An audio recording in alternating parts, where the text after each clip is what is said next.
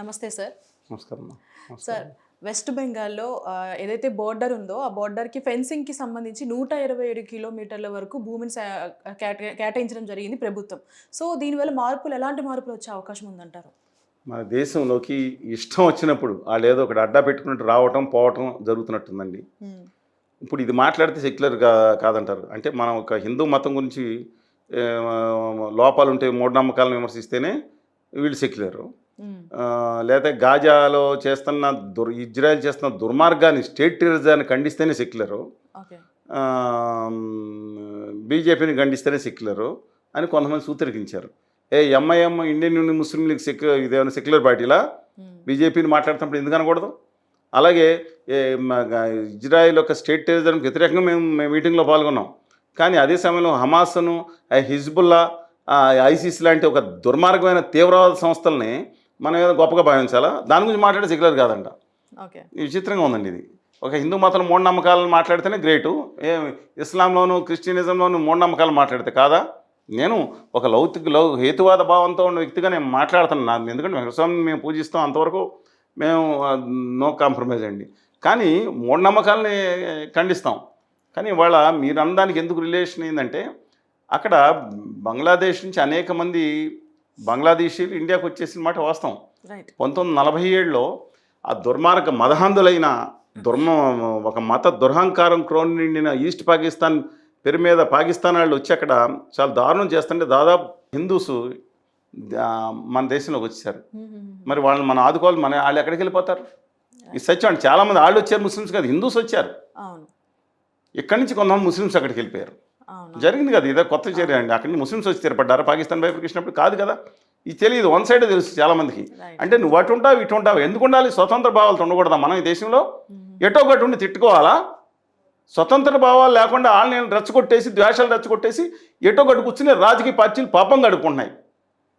ఇవాళ సరే రోహింగ్యాలు వచ్చారు అంటున్నారు. వీళ్ళ దగ్గరే ఇప్పుడు కేంద్ర ప్రభుత్వం దగ్గరే బోర్డర్ సెక్యూరిటీ ఫోర్స్ ఉంది, ఆర్మీ ఉంది, ఇంకా సరిహద్దు భద్రతలను ఇంటో టిబెటన్ బోర్డర్ అన్ని అనేక ఐటీపీఎఫ్ కూడా ఉంది కదా, అనేక ఉన్నాయి కదా. ఎందుకని అరికట్టలేకపోతున్నారు? సరే ఎక్కువ అరికట్టలేకపోయారు. వచ్చిన వాళ్ళు ఎక్కడ ఏ గ్రామాల్లో ఉన్నారో ఐడెంటిఫై చేసుకోవచ్చు. అందుకని ఎస్ఐఆర్ పెట్టింది. ఎస్ఐఆర్ ఖచ్చితంగా అమలు చేయాలి. కానీ దాంట్లో విచ్ఛేదం చేయకూడదు. ఒక పార్టీని, ఒక మతాలను వాళ్ళని తీసేయడం తప్పు. 1977లో ముక్తివాహిని, శాంతివాహిని ఉద్యమాలు జరిగినప్పుడు షేక్ ముజిబుర్ రహమాన్ ఆధ్వర్యంలో అప్పుడు మళ్ళీ పాకిస్తాన్ యాహై ఖాన్ భుట్టో లాంటి ఒక చెత్త ఫెలోస్ చేసిన దానివల్ల మళ్ళీ హిందువులు చాలామంది వచ్చారు, కొంతమంది ముస్లిం వచ్చారు. మరి వాళ్ళని మనం పంపించేస్తాం తిరిగి.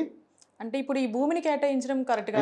నేను అబ్సల్యూట్గా ఎందుకంటే నేను పూర్వాపరం మాట్లాడాను. ఇవాళ చాలా భూభాగంలో మన దాంట్లో అన్ని వాళ్ళకి 1000 కిలోమీటర్లో దాదాపుగా అయిపోయింది. కొంత భూభాగాన్ని ఫెన్సింగ్ చేయలేకపోయాం మనం. జెట్ ఆఫ్ ఎందుకంటే దాంట్లో ఉన్న ఆ టెర్రేను కంప్లీట్ వాటర్ టెర్రేన్ అక్కడ చేయలేము మనం. ఇటే పెడితే వాళ్ళ టెర్రేన్ వదులుకోవాలి, ఫెన్సింగ్ వేస్తే. ఇప్పుడు వేరే కేటాయించి ఖచ్చితంగా దాన్ని కూడా సీల్ చేయాల్సిందే. బోర్డర్ సమస్య లేదు నిజంగానే. కానీ ఎందుకంటే ఇప్పుడు రోహింగ్యాలు హైదరాబాద్లో ఉంటే ఎందుకని కేంద్ర ప్రభుత్వం ఊరుకుంటుంది? ఫుల్ సెచ్ పెట్టి మన యొక్క దేశ సంపదను వాళ్ళెవరిని తినడానికి? శరణార్థులా నిజంగా? కానీ వాళ్ళని చెప్పి ఓట్లను విద్వేషం రెచ్చగొడతా అంటున్నా. పంపించేయమని డిమాండ్ చేద్దాం ఖచ్చితంగా. అక్కడ కూడా అది వేయటానికి నేను ఖచ్చితంగా అభినందిస్తున్నాం. ఎవరు ఒక్కళ్ళు కూడా అనాథరైజ్గా అక్కడి నుంచి రాకూడదు. కానీ విచిత్రం ఏంటంటే పర్ క్యాపిటల్ ఇన్కంలో ఇండియా బంగ్లాదేశ్ దాటేసింది. ఇప్పుడు ఓకే, తలసరి ఆదాయం ఒక మనిషికి వచ్చే ఆదాయంలో అది దాటేసింది. ఈ గార్మెంట్స్ ఎక్స్పోర్ట్స్లో ఇండియాకి లెటర్స్ ఇండియా కంటే పాకిస్తాన్, బంగ్లాదేశ్ ఎంతో ముందుకెళ్ళిపోయింది ఎక్స్పోర్ట్స్లో. మనం అందిపుచ్చుకోవాల్సింది అందిపుచ్చుకోలేకపోయాం ఈ గత 15 సంవత్సరాల నుంచి. నిజమైనా అన్ఫార్చునేట్ ముందుకెళ్ళిపోయింది. సరే ఏదేమైనా సరే, కానీ అక్కడ ఉన్న మాస్ జనాభా, ప్లేస్ చిన్నదే, భయంకరమైన జనాభా. అంటే డెన్సిటీ ఆఫ్ పాపులేషన్ చాలా ఎక్కువ అండి అక్కడ బంగ్లాదేశ్లో. మీరు అసలు కలకత్తా చుట్టుపక్కల ప్రాంతాలు మనం చూస్తే అనుకుంటాం కదా, ఢాకా ఇంకా దారుణంగా ఉంటుంది, అత్యంత భయంకరంగా ఉంటుంది. అసలు మానవులు అంత కొన్ని ప్రదేశాలు కాకుండా అసలు ఎలాంటి భయంకరమైన పరిస్థితులు వాళ్ళు పనిచేస్తారో. ఈ దుస్తులు మాత్రం పోలోదులు అన్నీ వస్తాయి. చాలా దారుణమైన పరిస్థితులు ఉంటాయి. ఇన్కమ్ వాళ్ళకి వస్తుంది different. But let us support what ever government of India is doing. అంటే కానీ ఇంతకుముందు అయినట్టు ఆదాని గారికి ఎలక్ట్రిసిటీ ₹7.40 ఒప్పందం చేసి జార్ఖండ్ నుంచి అమ్ముకోవడానికి ఆ బంగ్లాదేశ్ వాళ్ళు యూనస్ అందరూ వచ్చినప్పుడు ఆరోపించారు, నువ్వు ₹7.40 ఎందుకు కొన్నావు? ₹2 ఉంటే ఆదాని గారి దగ్గర నుంచి దేశాన్ని అమ్మేసామన్నారు. దేశాన్ని అమ్మటం ఏంటి? ఇండియా తన భూభాగాన్ని బంగ్లాదేశ్కి అప్ చెప్పింది ఎక్స్ట్రా అని చెప్పి ఆధారాలు ఇచ్చారండి.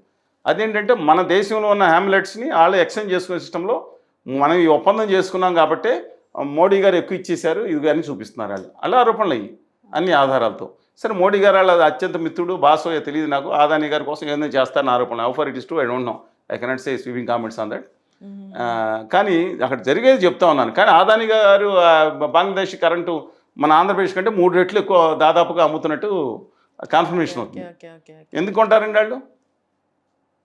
మరి ఏం షేక్ హసీనా గారు అమ్మేశారని వాళ్ళు గొడవ. అప్పుడు ఈయనేమో నేను సాయం చేస్తాను కొనమని ఏం గొడవ చేస్తుంది కానీ పచ్చి స్వార్థపరతం రాజకీయం. అందుకని నేను దేశంలో కూడా 30 సంవత్సరాల లోపు యువకులు ఒక నీతి నిజాయితీ ఉన్నాళ్ళు ఇలా క్రోనీ క్యాపిటలిస్టుల చేతులు ఆడితే ఆట బొమ్మలు కాకుండా ఆదాని గారు అండ్ కంపెనీ లాంటి వాళ్ళు ఇంకొకళ్ళు అలా కాకుండా ఎవరు వచ్చినా అది ఆపరేటివ్ ఎంటల్ డిఫరెంట్. ఇది వాళ్ళని ఒక ఖచ్చితమైన వ్యవస్థ రావాలి, నిలబడాలి, మత విద్వేషం ఉండకూడదు. హిందూ మతం కూడా బ్రహ్మాండంగా వర్దిల్లాలి అని అది కూడా కోరుకుంటాను. అన్ని మతాలు కూడా దాంట్లో తప్పండి. నా హిందువుని కాబట్టి హిందూ మతం మొట్టమొదటిగా బాగుండాలని కోరుకుంటాను. మిగతా ఎవరికాళ్ళు ఉండాలి కానీ రాజకీయ నాయకులు వాడుకునేటట్టు ఉండకూడదు. ఇదేం వేసేమనండి రానే వద్దు. అబ్సల్యూట్గా మనం అభినందిద్దాం. కానీ ఆ మమతా బెనర్జీ గారు అప్పుడు ఎందుకు కూరుకున్నారంటే ఆవిడ కూడా ఎందుకు వచ్చినా కూడా మైనార్టీ అపీజ్మెంట్ పెరిగిపోయింది ఆవిడకి. నేను అన్నందుకు బాధగా ఉంటుంది కానీ ఇది సత్యం. వాళ్ళకి మైనార్టీ అపీజ్మెంట్ ఎందుకు పెరగాలండి? అందరినీ సమానం చూడాలి. మా మైనార్టీలని తాడి ప్రజారేఖలను కొంచెం జాగ్రత్తగా వాళ్ళకి ఇబ్బంది లేకుండా మెజార్టీ అంతవరకే తప్ప మొత్తం ఏది కావాలంటే అక్కడ ఇచ్చేసి మిగతా వర్గాలని అబ్సల్యూట్ తప్పండి. జరిగింది మాట వాస్తవం. వీళ్ళు కూడా ఇక్కడ కూడా ఈ ఉత్తర భారతీయ జనతా పార్టీ కూడా వాళ్ళని ఒక విలన్స్ కింద చూపించి అలా అంటే ముస్లిమ్స్ అందరూ దేశంలో అయిపోతారు. అదేమన్యాయమండి. ఈ దేశంలో ఈ గడ్డలో పుట్టారు, ఇక్కడ పెరిగారు, వాళ్ళ భూమిలో కూడా ఇక్కడే కలిసిపోతారు. 99.9% మంది ముత్తాతలు మన దగ్గర నుంచేగా కొంతమంది వెళ్ళి మతం మారారు.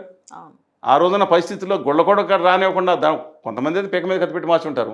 ఆ దారుణమైన కుల వివక్షత తల నుంచి ఒకటి పుట్టాడు, కాళ్ళ నుంచి ఒకటి పుట్టాడు, ఈ దళితులు ఎక్కడి నుంచి పుట్టాడు కూడా తెలియనప్పుడు ఏం చేస్తారు పాపం? గుళ్ళ కూడా రానివ్వకపోతే ఈ దుర్మార్గం చేసింది కాదా కొంతమంది?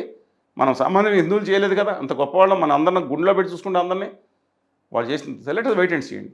Right right. అంటే ఏదైతే ఈ భూమి సేకరణకు అంటే ఫెన్సింగ్ కోసం 127 కిలోమీటర్ల భూమిని సేకరించారో దీనివల్ల అక్కడ ఉండే గ్రామస్తులకు కానివ్వండి, రైతులకు కానివ్వండి కొంచెం భూ నష్టం కలిగే అవకాశం ఉంది. డెఫినెట్గా ఉన్నా దానికి కాంపన్సేషన్ అక్కడ హైలీ కాస్ట్లీ ల్యాండ్, పైగా డెన్సిటీ ఆఫ్ పాపులేషన్ చాలా ఎక్కువ ఉంది. బైఫికేషన్ ఏది ఉందో కూడా తెలియదు. బంగ్లాదేశ్ ఏదో ఖచ్చితంగా అది అవసరం కూడా నేను భావిస్తున్నాను. వాళ్ళకి కష్టమైనా సరే దేశం కోసం, ఒక ధర్మం కోసం, ధర్మం అంటే వాళ్ళ ధర్మం కాదు, న్యాయం కోసం డెఫినెట్గా కావాలని చెప్పి కోరుకుంటున్నాను. Right sir, thank you so much. నమస్కారం.